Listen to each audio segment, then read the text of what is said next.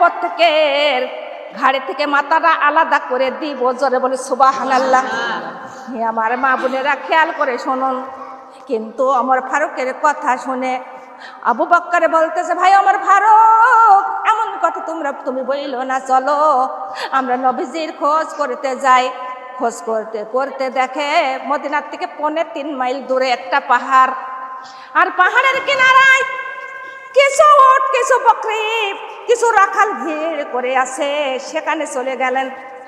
যাইয়া তখন বলতেছে, হে রাখালরা, এই রাস্তা ধরে কি আমার দয়ার নবী মায়ার নবী গেছে, তোমরা কি দেখেছো? বলেন না, আমরা তো দয়ার নবী মায়ার নবীকে চিনি না।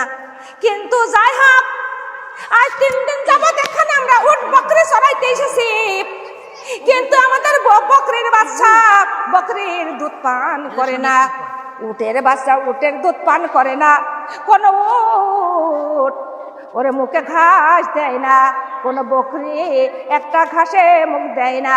কিন্তু ওই পাহাড়ের দিকে একটা আওয়াজ আসতেছে, কে যেন শুধু উম্মাতি উম্মাতি বলে কাঁদতেছেন। জোরে বলে সুবহানাল্লাহ। রাখালরা বলে, আপনারা দয়া করে ওই লোকটাকে পাহাড় থেকে বাহির করে নিয়ে যান, কেননা কত করে পিটাইতেছি বকরি উটকে বাড়ি নেওয়ার জন্য। কোন উট বকরি বাড়ির দিকেও যায় না, পাহাড়ের দিকে তাকাইয়া শুধু 2 চোখের পানি ছেড়ে দিয়ে কাঁদতেছেন। জোরে জোরে বলি সুবহানাল্লাহ। হে আমার মা বোনেরা, এই কথা শুনে আবু বকর ওমর লতা পাতা ধইরা ধইরা পাহাড়ে উঠে গেল। পাহাড়ে উঠে যায়, দেখে গুহার মধ্যে আমার দয়ার নবী মায়ার নবী সিজদায় পড়ে কাঁদতেছেন, শুধু উম্মাত উম্মাতি বলে। জোরে বলে সুবহানাল্লাহ। ওমর ফারুক বলতেছেন, হে দয়ার নবী মায়ার নবী গো, আপনার উম্মতের জন্য আর একবার কান্দা লাগবে না। আমি ওমর ফারুক এসে গিয়েছি, আপনার আর কান্দা লাগবে না। কেননা ওমর ফারুক 26 বছর বয়সে মুসলমান হয়েছিল। জোরে বলে সুবহানাল্লাহ। কয় বছর বয়স? 26 বছর বয়স। ওমর ফারুক সমস্ত মুসলমানকে কোনো একটা কথাও ওমর ফারুকের সামনে বলতে পারতো না। ওমর ফারুকের তরবারির আঘাত দিয়ে মুসলমানের ঘাড়ের থেকে মাথা আলাদা করে দিতেন। জোরে বলে নাউজুবিল্লাহ। হে আমার মা বোনেরা, একদিন ওমর ফারুক মারমার সমাজে যাইতেছে। একজন ওমর ফারুকের বন্ধু বলতেছে, ওমর কিন্তু তুমি কোথায় যাইতেছো? বলে, আমার ভগ্নিপতির বাড়ি। কিন্তু তোমার ভগ্নিপতি তো ওরে ইসলাম গ্রহণ করেছে। জোরে বলে সুবহানাল্লাহ। বলতেছে, তুমিও বলে ইসলাম গ্রহণ করেছো? বলে, শুধু আমি নয়, তোমার ভগ্নিপতি এবং তোমার বোনও ইসলাম গ্রহণ করেছে। জোরে বলে সুবহানাল্লাহ। এই কথা ওমর ফারুক শুনে মারমার শব্দে বোনের বাড়িতে চলে গেল। বোনের বাড়িতে যাইয়া তখন দেখে বোনটা ঘরের মধ্যে বসে শুধু কোরআন তিলাওয়াত করতেছে। এই ঘটনা দেখিয়া ওমর ফারুক বলতেছে, বোন তুমি ঘরের দরজাটা খুলে দাও, আমি একবার যাব।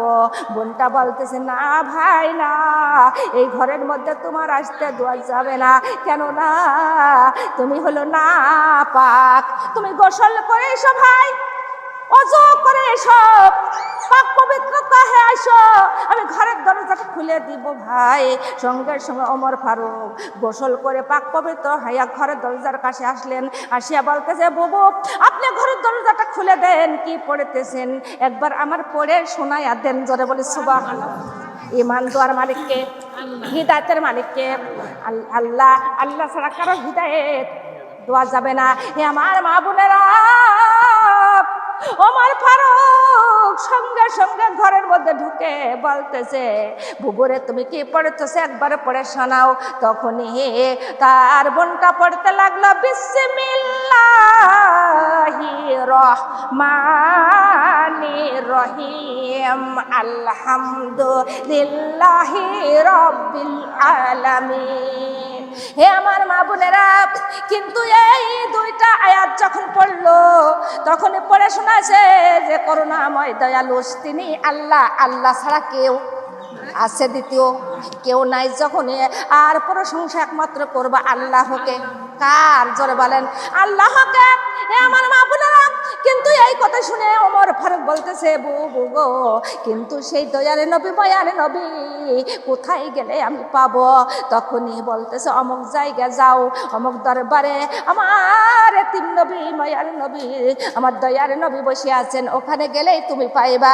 তখন ওমর ফারুক তরবারিটা হাতে কইরা মারমার শব্দে যাইতেছে।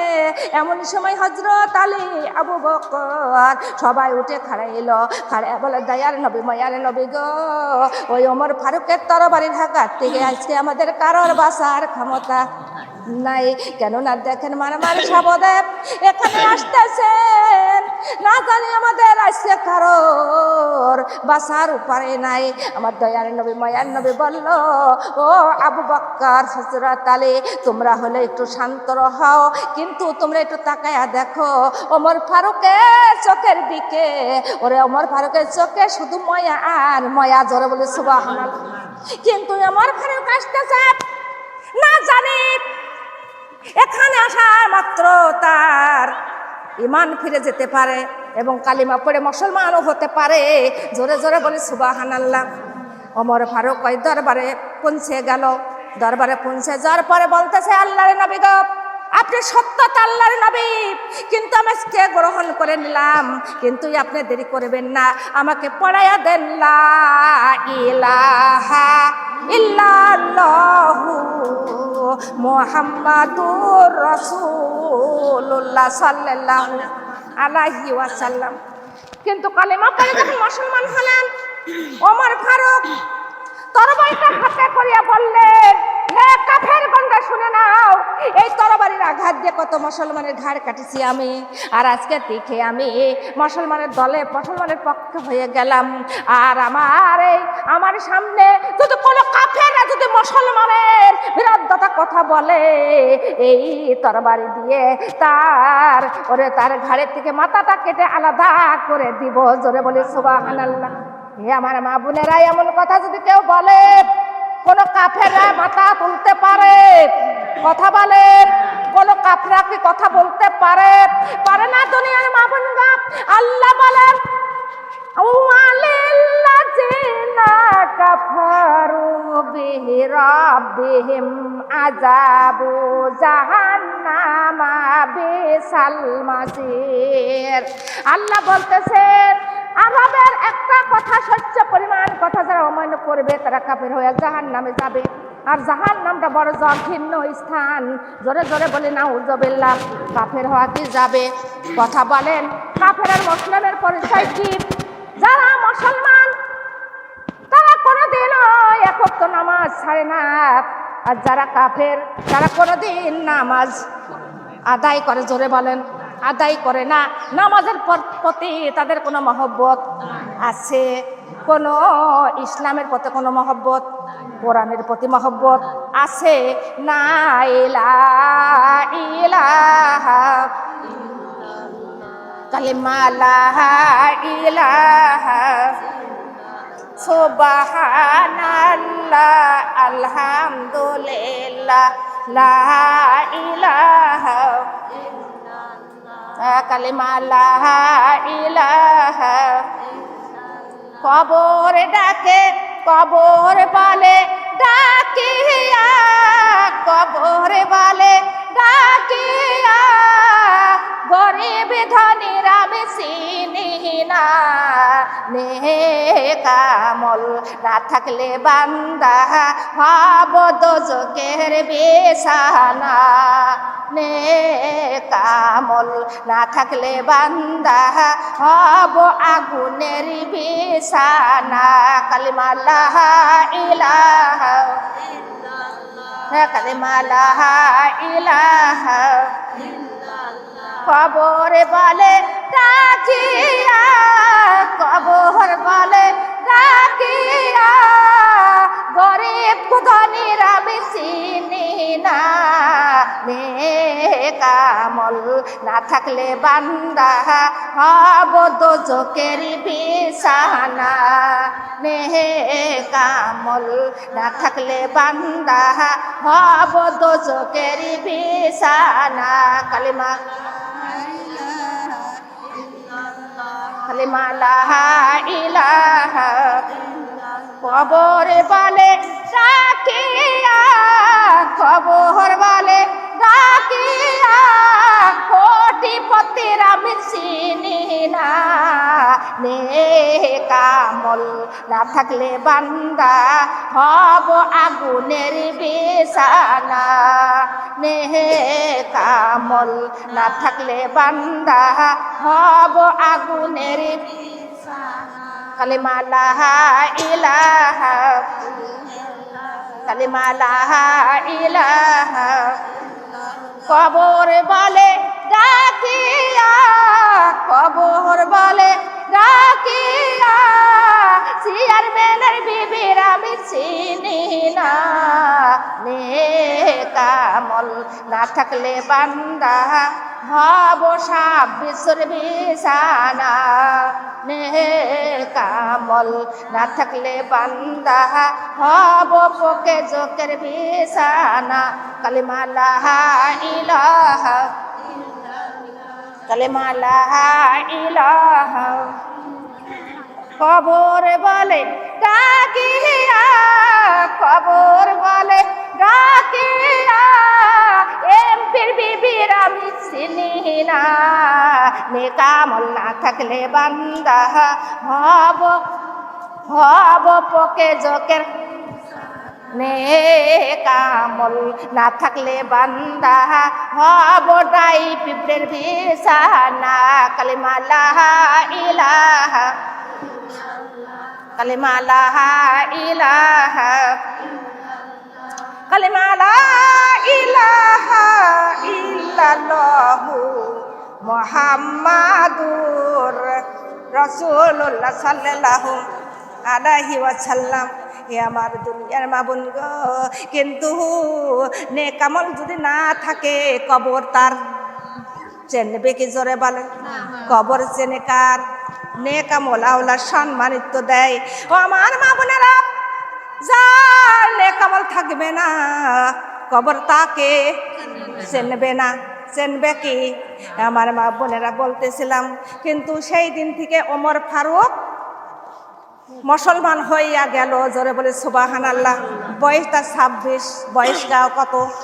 26 বছরের বয়সে মুসলমান হলেন। সে ওমর ফারুক বলতেছে, হে আমার দয়ার নবী, মায়ার নবী, আমি 26 বছরের বয়সে যখন মুসলমান হয়েছি, সেই দিন থেকে যত নেকি করেছি সমস্ত নেকিগুলোই আপনার উম্মতের আমি দান করে দিলাম। জোরে জোরে বলে সুবহানাল্লাহ। কিন্তু আল্লাহর নবী গো, আপনি আর উম্মতের জন্য কান্নাকাটি করবেন না, সিজদা থেকে মাথাটা উঠান। তাও আমার নবীজি কোনো কথা বলে না, কোনো কথায় কানও দেয় না, সিজদা থেকে মাথাও ওটাই না। কানতেছে কার জন্য? উম্মতের জন্য। মা গো, ওমর ফারুক ব্যর্থ হয়ে গেল। তখনই আবু বকর বলতেছে, হে আল্লাহর নবী গো, আর কাঁদবেন না, আর কাঁদা লাগবে না। আমি আবু বকর এসে গিয়েছি, কিন্তু আমার সঙ্গে তো আপনি থাকতেন, একা একা কেন এই গুহায় সিজদায় পড়ে কাঁদতেছেন গো নবী? কিন্তু যেই দিন আমার আল্লাহ তাআলা মক্কা থেকে মদিনায় হিজরত করতে দাওয়াত দিয়েছিলেন আমার নবী করিম সাল্লাল্লাহু আলাইহি ওয়াসাল্লাম, কিন্তু আবু বকরকে সঙ্গে করে নিয়ে মক্কা থেকে মদিনায় হিজরত করতে যান। কথা বলেন ঠিক না ঠিক? হে আমার মা বোনেরা, কিন্তু হযরত আলীকে আমার নবী তার বিছনায় শোয়াইয়া লেপটা মুড়ি দিয়ে রাখলো। হযরত আলী বলে, আল্লাহর নবী গো, আপনার জন্য যদি আমার জীবন দিতে হয় জীবন দেব, তাও আপনার সঙ্গে ছাড়ব না। আপনার বিছনায় আমি শুয়ে থাকলাম নবী গো, কাফেররা এসে যদি আমার হত্যাও করে দেয়, তাও আমি জীবন দিব, তাও আপনার সঙ্গে ছাড়ব না। জোরে জোরে বলে সুবহানাল্লাহ। ওরে হযরত আলী নবীর বিছনায় শুয়ে থাকলেন, খেতাটা মুড়ি দিয়ে, কম্বলটা মুড়ি দিয়ে। হে আমার মা বোনেরা, আবু বকর বাড়িতে যা নবী যে একবারে ডাক দেয়,